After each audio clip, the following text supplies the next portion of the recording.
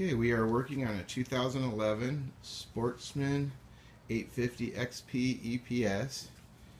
The rear bumper, some people call it a bumper, some people call it a grab bar, whatever, but I just bought this, and when I bought it, this bar was just smashed like that.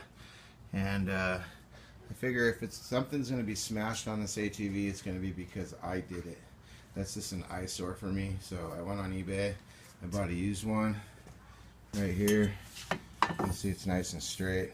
This little part where they marked a red, that means there was a little dent in it. But that little spot, I'll use a little acetone and get that back off, maybe touch it up. But that little spot's going to be inside of here, so I'll never even see it, so that won't be shown.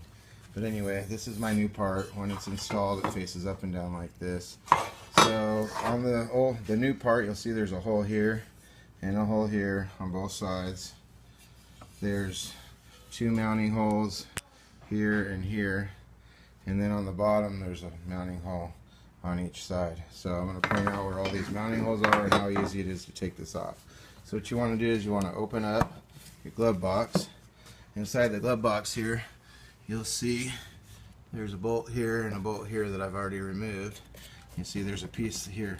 There was a piece here, I've already removed it, and I'm going to show you guys how easy it is to remove here in a second. So I just went ahead and removed one so I could get to the video. But anyway, you have your two bolts inside here you can get to from underneath the wheel well. You got one there, one there. You got one right here underneath the metal heat shield for the muffler, right under here. And then you have one on the other side. You have a bolt on each side over here too, so one in there, and then you have two back here on this side. So anyway, like I said, we got the bolts here and here that you have to remove. Once you remove that, you want to keep the glove box open. This here, once you get these two bolts out, this thing is loose basically. And you could take this off, but I didn't have to on the other one. I just kind of slid it like that, and I was able to just pull it out. So let's see if I can do it on this one. There it went, it's out. So as you can see, I didn't have to take anything else apart. I was able to leave that on. It'll be fun trying to get it back in, but I don't think it's a big deal. Then as you can see on this side, there's the two other bolts that I already removed. So this thing is all that's left holding this bar on is the two heat shield bolts down here. Once I get those off, I should be able to just slide this out right now.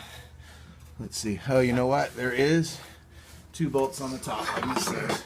Okay, so there's bolts up here on the top, one on each side, and those are these bolts right here, one here and one here. So those will need to come out because those hook to the bracket up top here, it looks like.